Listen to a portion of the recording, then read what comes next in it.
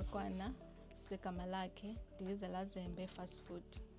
KwiZelazembe Fast Food siqale ngo-2019, saqalisa ngama-Friday nawe-25, saqalisa namanqina engulube nokutya nefish namagwinya.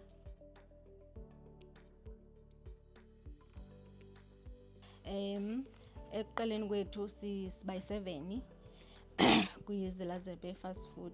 Ngosuku sesazi uba ngoMvulo senza amanqina nokutya okungokweebhifu, kube yichikhini ngoLwesithathu, ngoLwesine kube yifishi nako ukutya okuyirayisi nechikhini namagwinya.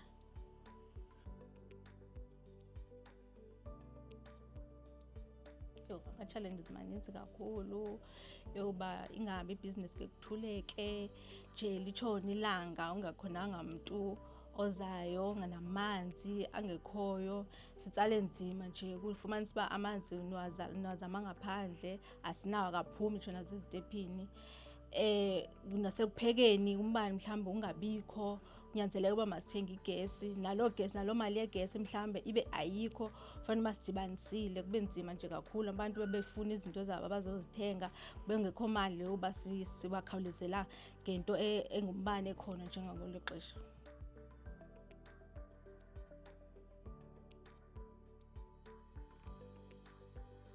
Siyabawela kakhulu uba likhulu ibhizinesi lethu, sikwazi ukuba sifake kwiindawo zonke, nasematawuni nasemamall, nje sikwazi uba kuqhubeleke phambili, lingami kule ndawo siyalibona sisekuyo njengangoku. Noba umnotho kunzima kuba siphusha kunzima, kodwa siyabawela uba libe sendaweni nokho ekwaziyo abantu bonke bakwazi ukufikelela kuyo.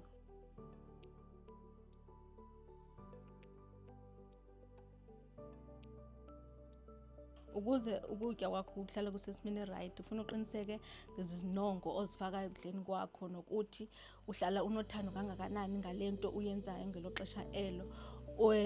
Ujongane nayo, ungaphazanyiswa zezinye izinto ngelo xesha wenza loo nto ngayo.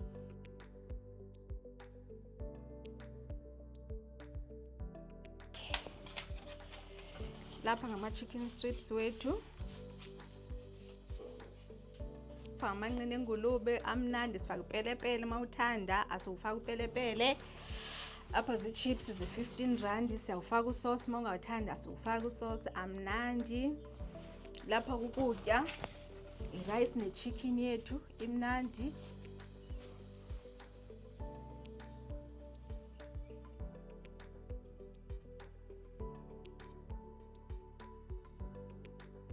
Number 1, abantu bahlala besibuza uba kutheni into sala ama-orders siwakhupha ngokuhlala ixesha elide. Kungokuba sube umntu eyi-1 ngaphakathi, asikwazi uba sibe yi-2 endaweni engoba ispace sincinane, kuye kunyanzelwe uba yi-1 and into esenza kuyo iyi-1.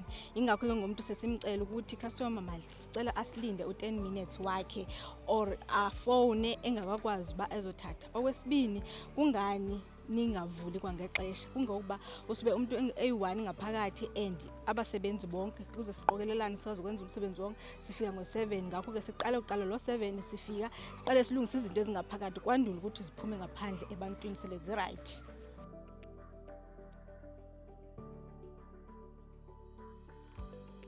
Sifumaneka kwinamba ethi 073 285 6491.